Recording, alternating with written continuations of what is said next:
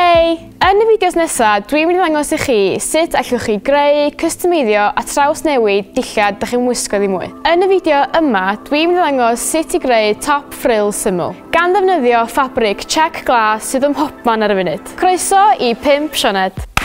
Mae ffabrig check fel hwn yn ffasiynol iawn ar hyn o bryd. Mae'n bob man o'r stryd fawr i frandiau fel MSGM. Y cyfan ydych chi angen ydy siswrn, eyelet punchers, eyelets, tap mesur a ffabrig check. I ddechrau, torrwch y ffabrig i'r maint ydych chi isio, ond cofiwch ddyblu'r hyd mwyn creu y ruffles. A wedyn torri darn arall yr un hyd ond hanner y lled fel ail haen o frills. Y peth da am weithio efo'r ffabrig yma ydy gallwch chi dorri a gwnïo mewn llinell syth wrth ddilyn y patrwm. Mae'n bwysig dewis y pwyth hiraf ar y peiriant gwnïo ar gyfer creu'r ruffles. Wedyn gwnïo 2 linell tua 1 cm oddi wrth ei gilydd. A chofiwch adael cymffon eitha hir o eda ar ôl gorffen gwnïo.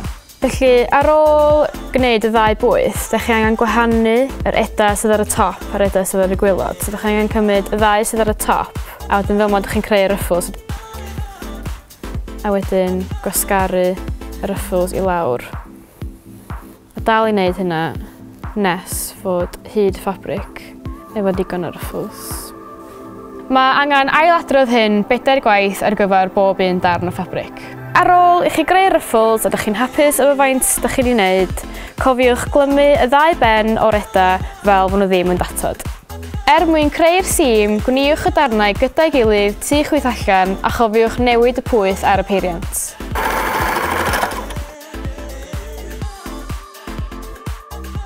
Yna, defnyddiwch yr eyelet puncher i greu'r tylla ar gyfer y straps. I orffen lledyn, yr og sydd angen wneud ydy torri 2 ddarn eitha hir o ffabrig ar gyfer creu y straps. Dyna ni, top frills yn barod ar gyfer yr ha.